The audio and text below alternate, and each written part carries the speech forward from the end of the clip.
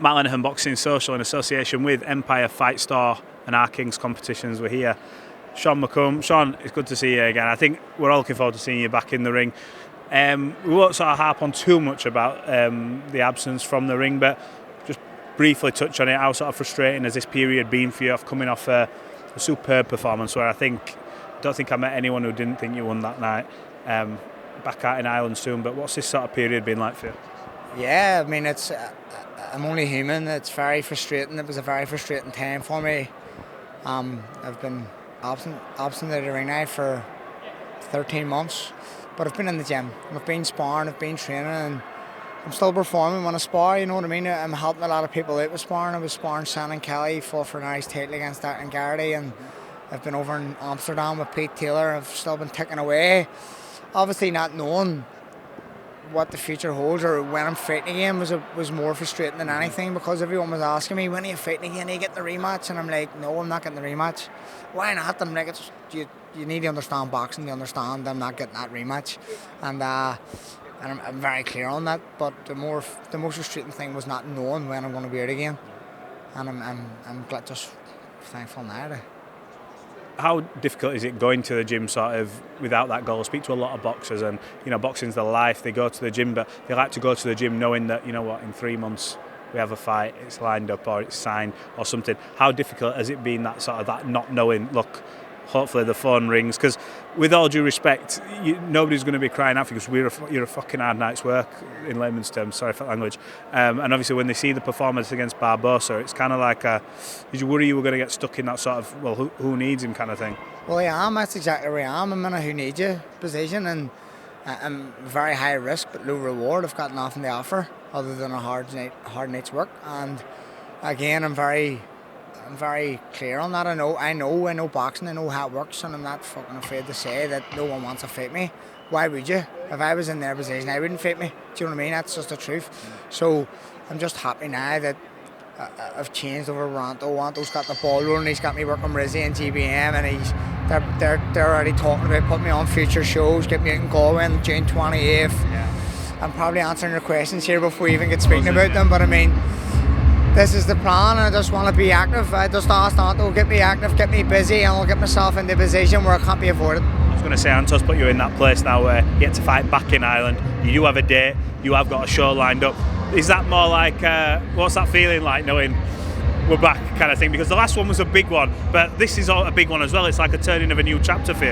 Yeah, it's a new chapter for me, and everyone's buzzing to see me back, because a lot of people were asking questions. Am I retired? And even some people are going, I didn't know you were still boxing. And I'm like, well, I never stopped. I just haven't fought in a year, and that's just the way it goes. You're very easy forgot about in this game, and I'm very aware of that, and I know it. Do you know what I mean? But for me, I don't want to be forgotten yet, because I still believe I've got a lot to offer, and I still believe I'll win a world title. I was going to say, one thing that did come out of that was you belonged at that level. I think a lot of fighters have their moments where they have that step up and everyone goes, is he ready? And you more than proved you're ready. Is that the one positive you take from that experience? Although, you could probably scream blue murder at the camera and go, fucking robbery, work so hard, but you belong within that company, because you see what he went on to do. Went on to be a Jack Cattrall, went on then to fight in Times Square. I'm not trying to annoy you going looking at the springboards, but you've seen sort of the company that he's kept, and everybody thought you won. So. Yeah, I mean, I think when I beat him, well, I did beat him. I didn't get the decision right. I think when that happened, a lot of people might have thought that Barboza wasn't as good as he was, because they didn't really know who I was. I mean, I was 7-1 underdog. I knew I was going to beat him. I knew it. I just knew it. And it wasn't until he went on to beat Jose Ramirez easily, who was a former unified world champion, and then he went on and beat Jack Cattrall. And then people were like, oh, wait a minute.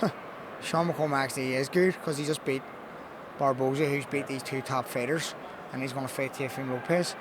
So I think at the time they were questioning Barboza's ability because of my performance against him.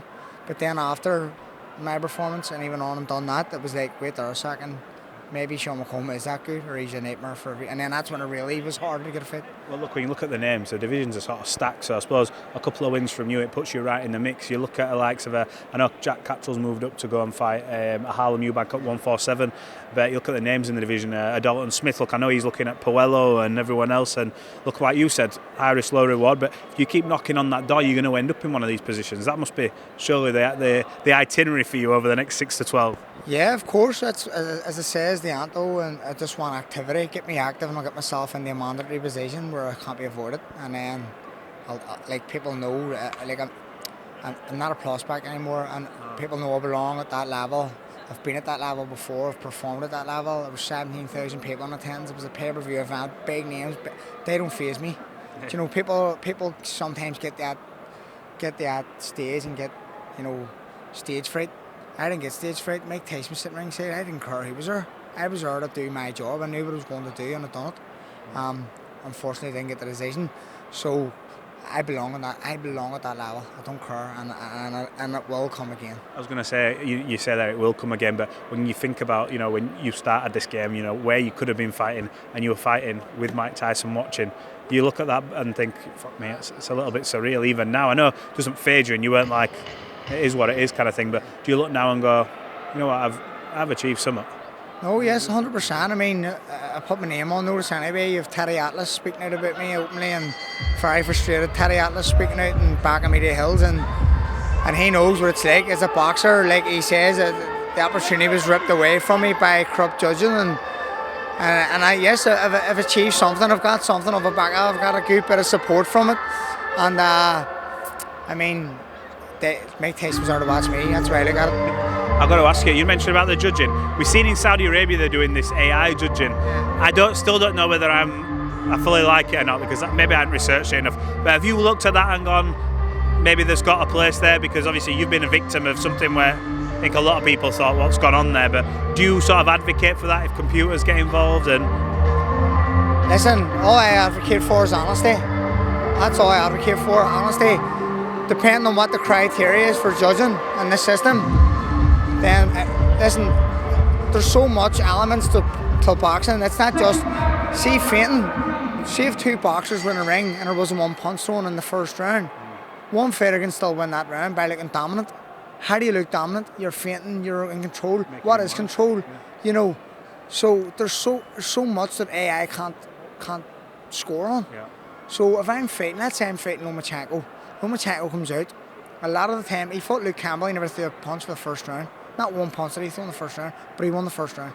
He didn't get hit, he dominated the first round with movement, feints, driving Luke Campbell mad. You know, does AI score it?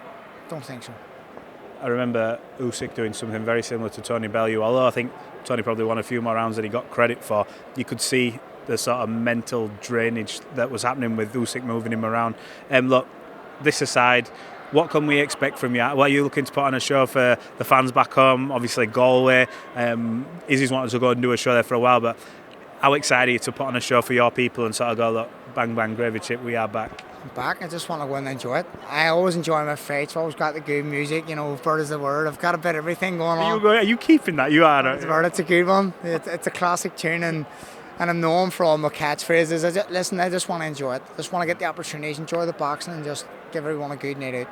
Well, look, we look forward to seeing you back. Yeah, colourful character for the game. It needs you, especially over in Ireland. There's some big nights to come, and fingers crossed you get another shot at a title on a big stage. Sean, appreciate your time. Appreciate it, lad. Thank you very much.